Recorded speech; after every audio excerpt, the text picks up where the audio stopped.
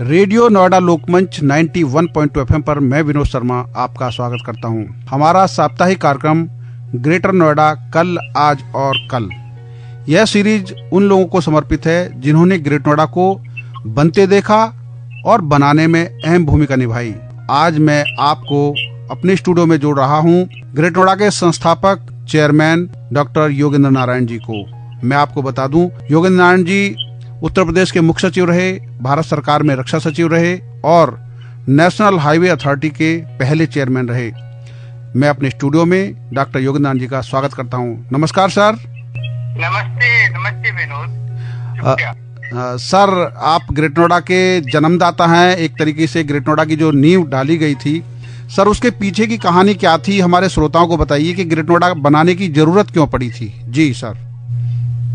जब ग्रेटर नोएडा का प्रस्ताव बन रहा था तो उस समय ये इरादा था कि नोएडा जितना फैल गया था, जितनी इंडस्ट्रीज लग गई थी और इतना हाउसिंग सोसाइटीज बन गई थी, तो एक तरह से पर्याप्त मात्रा में इंडस्ट्रियलाइजेशन की शुरुआत हो गई थी।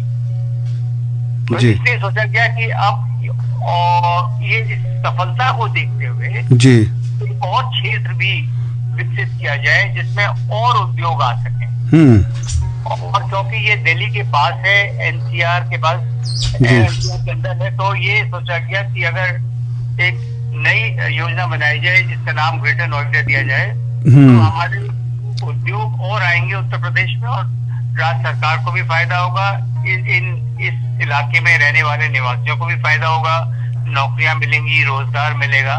इस उद्देश्य से ये ग्रेटर नोएडा की स्थापना की गई, उसकी योजना बनाई गई और मुझे प्रथम चेयरमैन नियुक्त किया गया। जी जी जी। सर, जब आप चेयरमैन नियुक्त हुए थे उससे पहले आप कहाँ थे और कैसे ग्रेटर नोएडा के अचानक आपको ये पदभार मिला। जी। मैं उसमें भारत सरकार में परिवहन विभाग जी मैं संयुक्त सचिव था, ज्वाइंट सेक्रेटरी था जी। और मैं रोड्स का भी देखभाल करता था और शिपिंग और पोर्ट्स का भी करता था जी।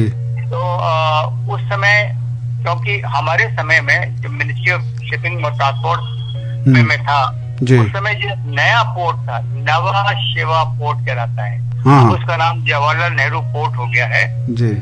तो उसका पूरा 5 साल मैंने मंत्रालय की ओर से पूरी इसकी देखभाल की थी, जब तक शुरू से और अंत तक।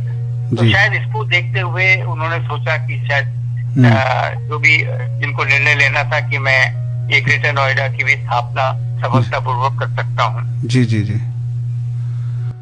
तो ग्रेटर नोएडा में जब आप पहली बार आए, क्योंकि आप शायद पहले दिन ग्रेटर नोएडा में तो आए नहीं, तो आप कैसे ग्रेटर नोएडा में आए और पहले दिन कैसा गुजरा और उसके बाद आपने ग्रेटर नोएडा में कैसे आगे बढ़ाया इसको और प्लानिंग की किस तरीके से बातें हुई, सर थोड़ा सा श्रोताओं को हमारे बताइए। जी जी, बड़ी दिलचस्प कहानी है जी। जब मैंने यहाँ ज्वाइन किया चेयरमैन ग्रेटर नोएडा जी, तो ना दफ्तर था, ना अर्दली था, ना चपरासी था, ना स्टेनो था, सिर्फ मेरी नियुक्ति पत्र था कि मैं अध्यक्ष ग्रेटर नोएडा की मैं नियुक्त हो गया हूँ जी।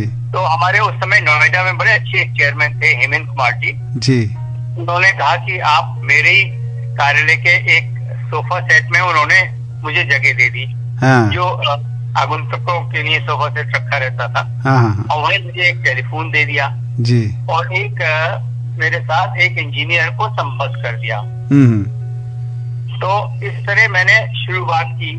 फिर हल्के हल्के उन्होंने देखा कि काम बढ़ रहा है, तो फिर हेमंत कुमार जी ने नोएडा कार्यालय के ही पिछले हिस्से में जी 2 कमरे दे दिए ग्रेटर नोएडा को, जिसमें एक में बैठता था और एक में ये था कि जब भी स्टाफ आएगा तो वो बैठेगा। तो इस तरह से ही ये शुरू हुई। फिर हम लोगों ने हल्के हल्के यहाँ नोएडा के अंदर ही ब्रह्मपुत्रा मार्केट में एक कार्यालय लिया। वहाँ पर हम लोग कुछ दिन रहे जी जी। फिर हम लोगों ने अपना ऑफिस की योजना बनाई जी जी और उसकी स्वीकृति दी जी। उसके बाद हम लोगों ने ग्रेटर नोएडा में जाके, वैसे जाता मैं रोज था नोएडा क्षेत्र में देखने के लिए जी। और मैंने फिर ये योजना बनाई कि मैं ये जानूं कि जिनकी जमीन ली जा रही है क्षेत्र में आएगी, ग्रेटर नोएडा क्षेत्र में, वहाँ के लोग क्या चाहते हैं। तो मैं प्रत्येक पंचायत में जाकर जो वहाँ के प्रधान थे सब प्रधानों से मिला। मैं अपने आप ही कार में जाता था ड्राइवर के साथ, और तो कोई स्टाफ था नहीं। तो मैं नोट करता था जी, उनकी जो सुझाव थे उनको मैं अपनी नोटबुक में नोट करता था जी। उनकी सबसे बड़ी शिकायत ये थी कि साहब, जब नोएडा स्थापित हुआ था तब हमें वायदा किया गया था कि हम लोगों के नवयुवकों को रोजगार दिया जाएगा जी, पर दिया नहीं गया।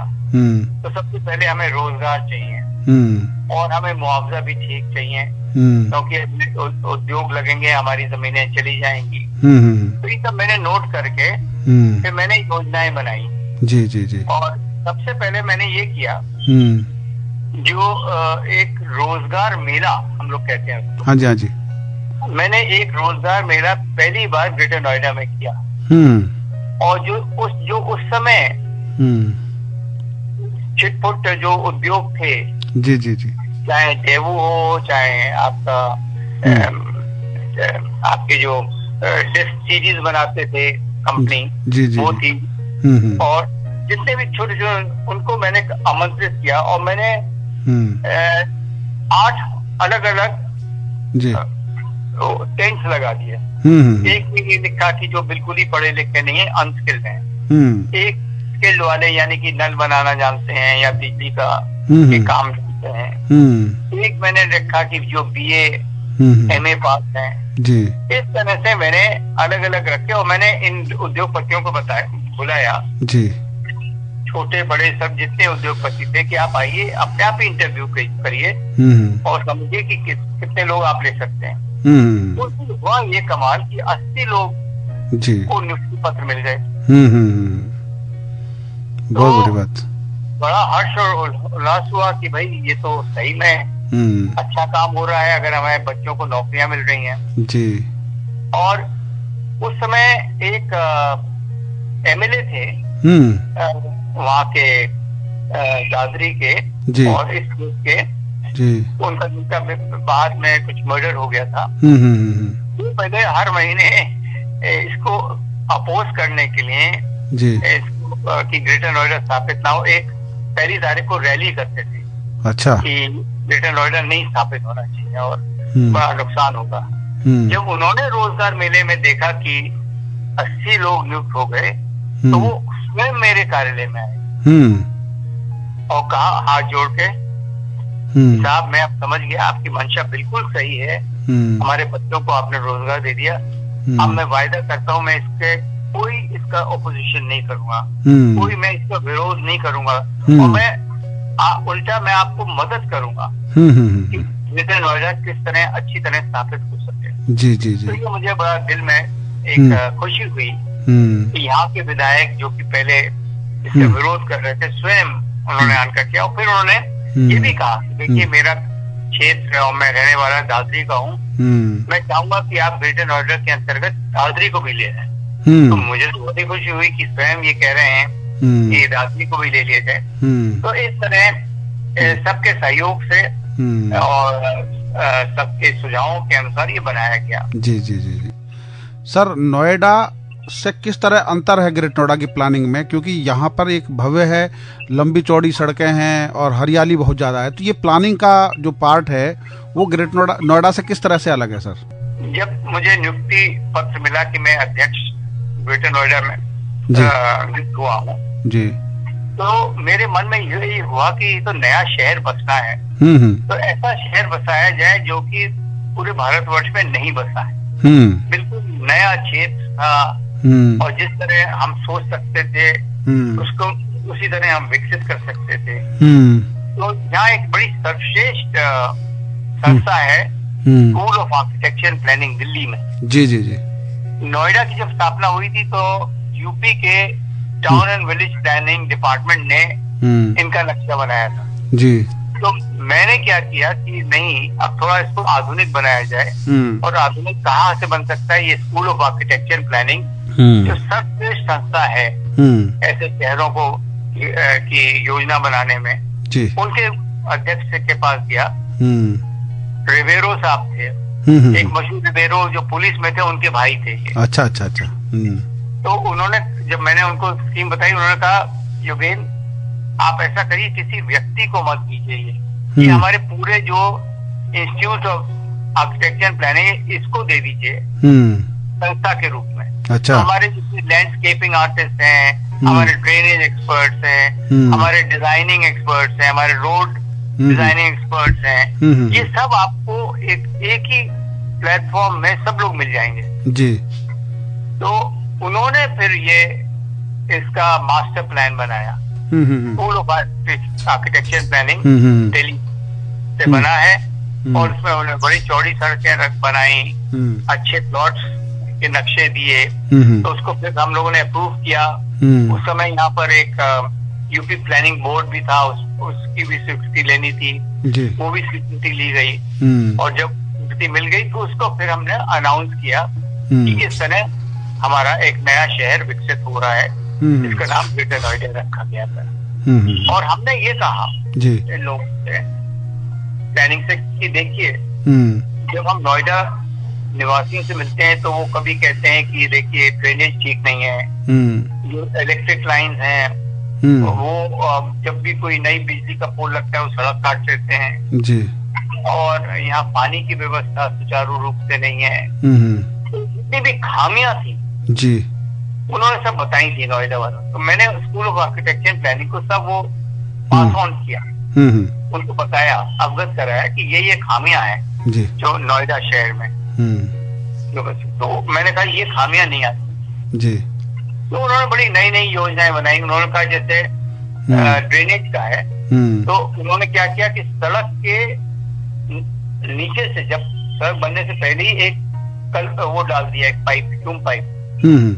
अगर कभी भी तार इधर इस रोड से दूसरे रोड पर जाना है, चाहे बिजली का हो, चाहे टेलीफोन का हो, चाहे गैस पाइप हो, तो सड़क नहीं काटनी पड़ेगी। तो एक उन्होंने जगह जगह ये ट्यूब पाइप दे दिए जी। फिर उन्होंने लाइटिंग का कहा कि देखिए साहब, इसको अंडरग्राउंड वायरिंग आप करवाइए, नहीं तो हर बार जब तूफान आएगा, बारिश होगी, तो ये आपका डिस्टर्बेंस होगा। तो फिर हम लोगों ने अंडरग्राउंड वायरिंग करवाई, बहुत महंगी पड़ी। और मुझे याद है कि हमारे जो बाद में चेयरमैन आए, मुझे समय समय पर टेलीफोन करते थे, साहब बहुत महंगा पड़ रहा है ये अंडरग्राउंड वायरिंग। मैंने कहा साहब महंगा अभी पड़ रहा है, पर यही आपकी सबसे बड़ी एक आकर्षक वस्तु रहेगी, एक योजना रहेगी जो सबको आकर्षित करेगी कि बिजली जाती नहीं है, गुम नहीं होती है, तो आप अंडरग्राउंड ही रखिए।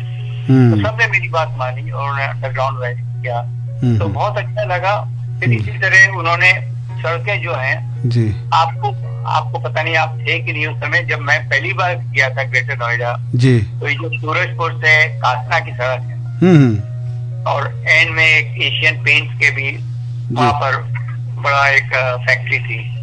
इतनी पतली सड़क थी कि जब मैं जाता था तो अगर उधर से ट्रक आते आता तो मुझे सड़क से उतरना पड़ता। अच्छा। और तब ट्रक जाती थी।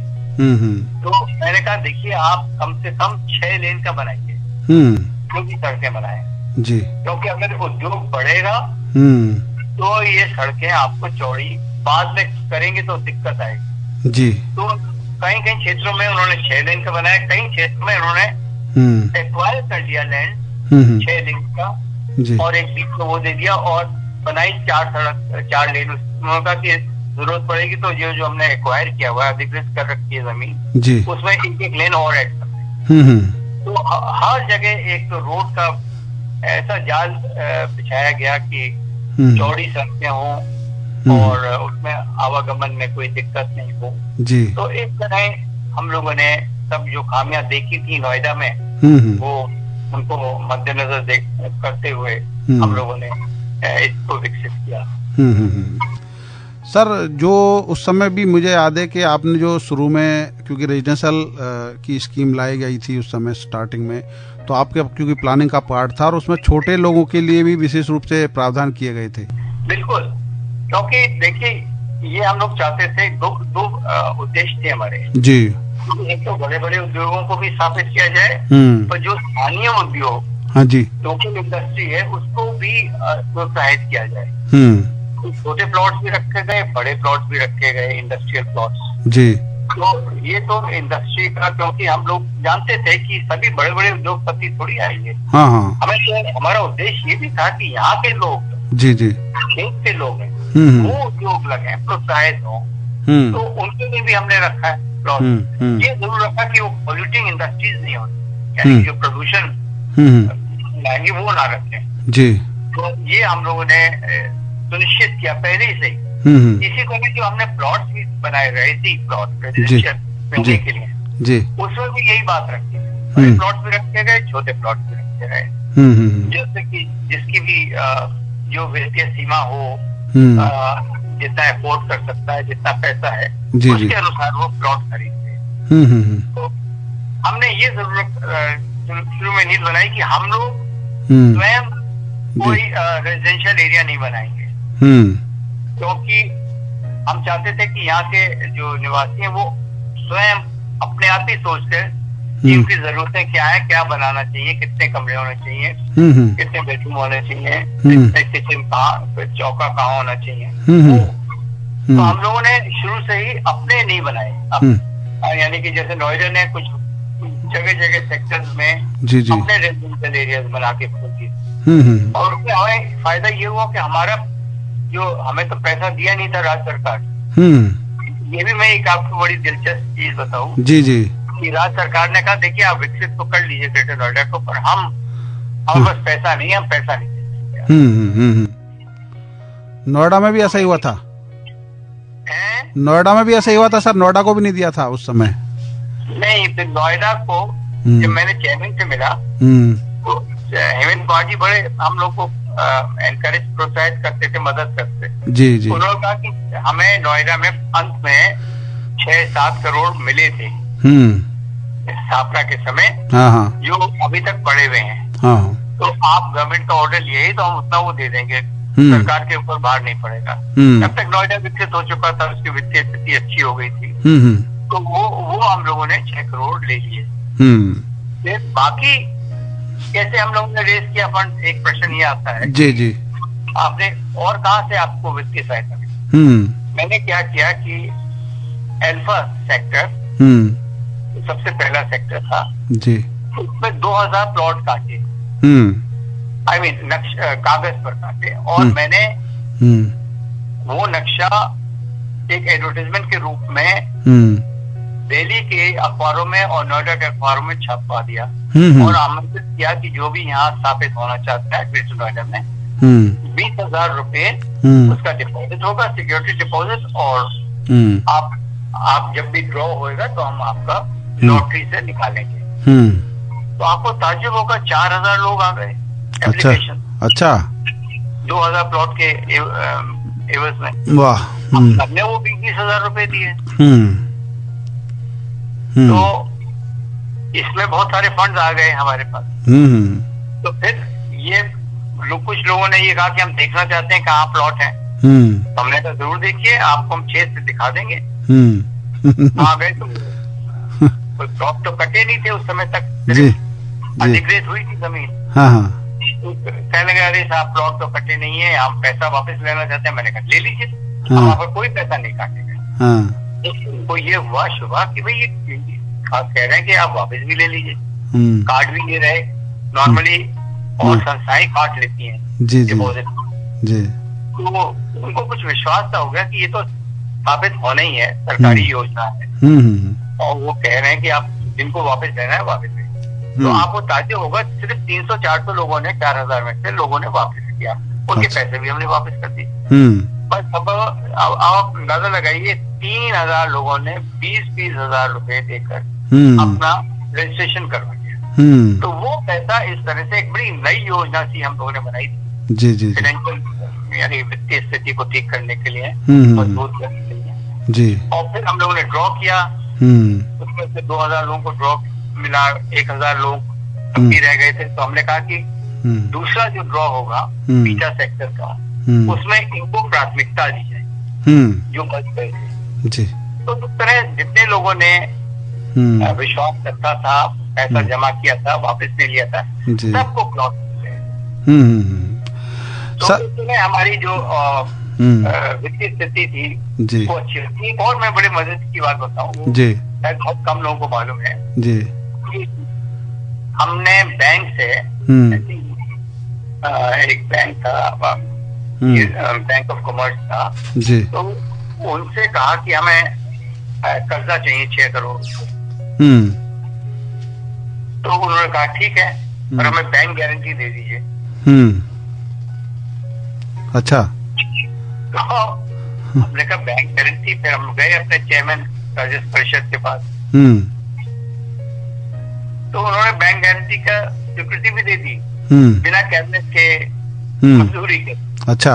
बाद में गया कैबिनेट के पास अनुमोदित करने के लिए, तो बड़े लोग ने मदद की हम लोगों को उस तरह, सब तरफ से, और सभी लोगों ने बहुत मदद की, चाहे चेयरमैन बोर्ड ऑफ रेवेन्यू हो, चाहे बैंक हो, चाहे नोएडा अथॉरिटी हो, सबने बहुत मदद की इस मामले में।